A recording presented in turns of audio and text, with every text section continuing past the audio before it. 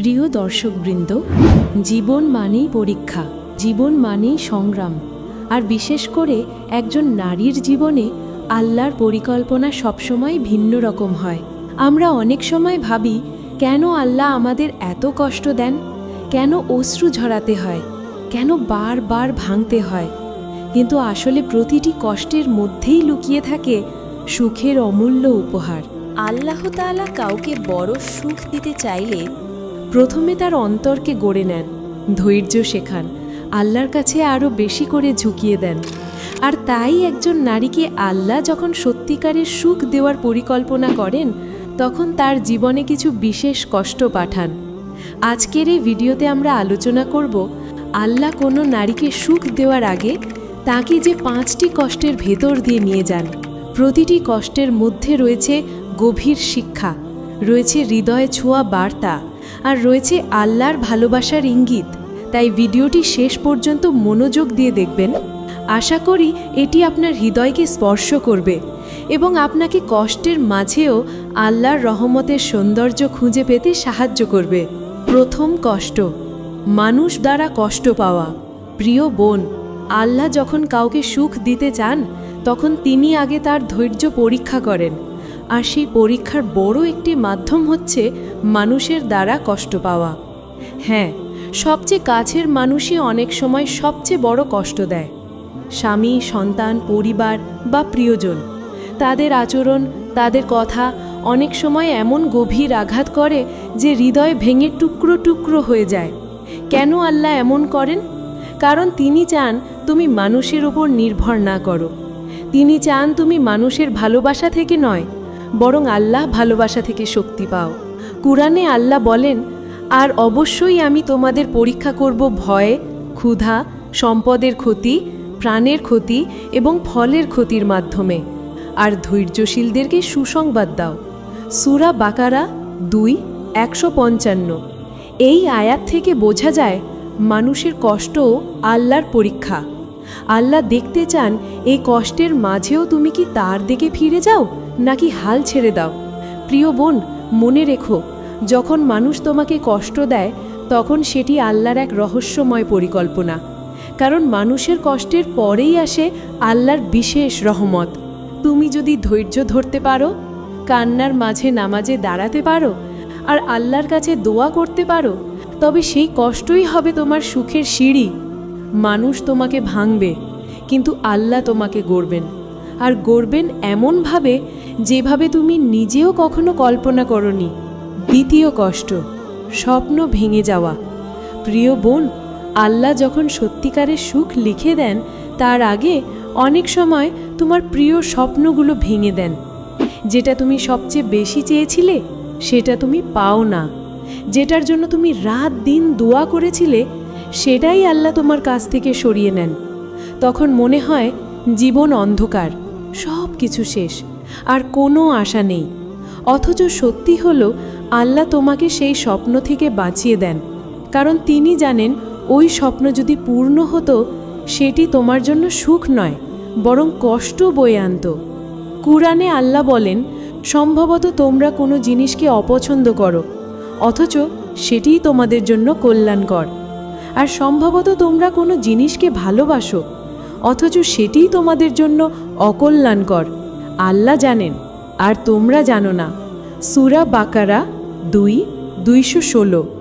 এই আয়াত থেকে বোঝা যায় স্বপ্ন ভাঙা মানে ব্যর্থতা নয়, স্বপ্ন ভাঙা মানে আল্লাহ তোমাকে আরও বড় কিছু দিতে যাচ্ছেন। তুমি ভাবছো দরজা বন্ধ হয়ে গেল, কিন্তু আল্লাহ তোমার জন্য জানালা খুলে দিচ্ছেন। প্রিয় বোন, তাই যখন স্বপ্ন ভেঙে যায়, তখন কেঁদে ফেলো, আল্লাহর কাছে দোয়া করো, কিন্তু কখনোই মনে করো না যে আল্লাহ তোমাকে ছেড়ে দিয়েছেন। বরং মনে রেখো, আল্লাহ তোমার হৃদয়কে নতুন সুখের জন্য প্রস্তুত করছেন, আর সেই সুখ হবে তোমার কল্পনার চেয়েও সুন্দর। তৃতীয় কষ্ট, একাকিত্বের কষ্ট।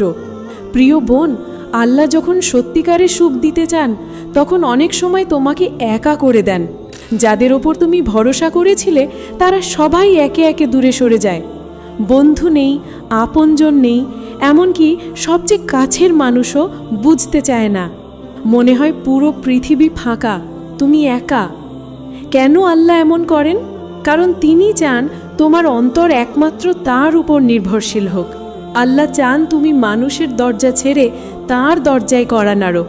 রাসূলুল্লাহ সাল্লাল্লাহু আলাইহি ওয়াসাল্লাম বলেছেন, জেনে রাখো, যদি সমস্ত মানুষ একত্র হয়ে তোমাকে উপকার করতে চায়, তারা কেবল সেইটুকুই পারবে যা আল্লাহ তোমার জন্য লিখে রেখেছেন। আর যদি তারা সবাই মিলে তোমাকে ক্ষতি করতে চায়, তারা কেবল সেইটুকুই পারবে যা আল্লাহ নির্ধারণ করেছেন। এই হাদিস আমাদের শেখায় মানুষের উপর ভরসা ভেঙে যাওয়া আসলে আল্লাহর বড় রহমত। কারণ একাকিত্বের মাঝেই মানুষ আল্লাহর সাথে সত্যিকারের সম্পর্ক গড়ে তোলে। তখন কান্নার মাঝে সিজদা হয় মিষ্টি, আর দোয়াগুলো হয় সবচেয়ে আন্তরিক। প্রিয় বোন, মনে রেখো, একাকিত্বের কষ্ট বেশি দিন থাকে না। এটা কেবল তোমাকে আল্লাহর কাছে টেনে নেওয়ার উপায়। আর যখন তোমার অন্তর একমাত্র আল্লাহর সাথে যুক্ত হয়ে যাবে, তখনই তিনি তোমার জীবনে সুখের আলো ছড়িয়ে দেবেন। চতুর্থ কষ্ট, দোয়া বিলম্বে কবুল হওয়া। প্রিয় বোন, আল্লাহ যখন তোমাকে সুখ দিতে চান, তখন অনেক সময় তোমার দোয়া বিলম্বে কবুল করেন। তুমি হয়তো কান্না করে বারবার হাত তুলে আল্লাহকে ডাকছো, তবুও দোয়া সঙ্গে সঙ্গে কবুল হচ্ছে না। মনে হয় আল্লাহ কি তোমার ডাক শুনছেন না? মনে হয় আল্লাহ কি তোমাকে ভুলে গেছেন? কিন্তু সত্যি হলো, আল্লাহ কাউকে কখনো ভুলে যান না।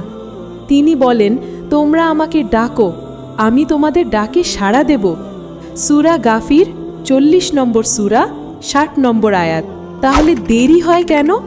কারণ আল্লাহ তোমার জন্য সঠিক সময় বেছে নেন। তিনি জানেন কোন সময়ে, কোন অবস্থায়, কোন জিনিস তোমার জন্য কল্যাণকর হবে। দোয়া দেরিতে কবুল হওয়া মানে শাস্তি নয়, বরং এটি এক ধরনের প্রশিক্ষণ। ধৈর্যের প্রশিক্ষণ, ভরসার প্রশিক্ষণ, আর আল্লাহর কাছে আরও বেশি ঝুঁকে পড়ার প্রশিক্ষণ। রাসূলুল্লাহ সাল্লাল্লাহু আলাইহি ওয়াসাল্লাম বলেছেন, যখন বান্দা দোয়া করে, আল্লাহ তাকে 3টি অবস্থার একটির দেন। হয় সঙ্গে সঙ্গে তা কবুল করেন, নয়তো পরকালের জন্য জমা রাখেন, নয়তো তার বিপদ দূর করে দেন। তাই প্রিয় বোন, যখন দোয়া কবুল হতে দেরি হয়, হতাশ হইও না। মনে রেখো, বিলম্বই প্রমাণ করে যে আল্লাহ তোমার জন্য বড় কিছু জমা রেখেছেন। আর যখন সেই সময় আসবে, তখন তুমি বুঝবে অপেক্ষাটাই ছিল সবচেয়ে বড় সুখের অংশ। প্রিয় বোন, আজ আমরা দেখলাম, আল্লাহ যখন কাউকে সুখ দিতে চান, তখন আগে তাকে কষ্টের ভেতর দিয়ে নিয়ে যান। কখনো মানুষ দ্বারা কষ্ট দেন, কখনো স্বপ্ন ভেঙে দেন, কখনো একাকিত্বে ফেলেন, কখনো দোয়া কবুলে দেরি করেন। আর এই কষ্টগুলো শেষ পর্যন্ত আমাদের হৃদয়কে নরম করে, ধৈর্য শেখায়, আর আল্লাহর সাথে সম্পর্ক দৃঢ় করে। মনে রেখো, আল্লাহ তোমাকে কষ্ট দেন শাস্তি হিসেবে নয়। আল্লাহ তোমাকে কষ্ট দেন তোমাকে গড়ার জন্য, যেন তুমি সেই সুখ পাও যেটা তিনি তোমার জন্য লিখে রেখেছেন। তাই বোন, আজ যদি তুমি কষ্টে থাকো, মনে রেখো, আল্লাহ তোমাকে ভুলে যাননি, বরং তিনি তোমাকে ভালোবাসেন। আর এই ভালোবাসার কারণেই তিনি তোমাকে পরীক্ষা দিচ্ছেন। ধৈর্য ধরো, আল্লাহর উপর ভরসা করো, কান্নার মাঝে দোয়া করো। ইনশাআল্লাহ খুব শিগগিরই তুমি দেখবে এই সব কষ্টই তোমার জীবনের সবচেয়ে বড় সুখের দরজা খুলে দিয়েছে। হে আল্লাহ, যারা এই ভিডিওটি দেখছে, শুনছে, তাদের জীবনের সব দুঃখ দূর করে দিন। হে আল্লাহ, তাদের অন্তরে শান্তি দিন, তাদের মুখে হাসি ফিরিয়ে দিন।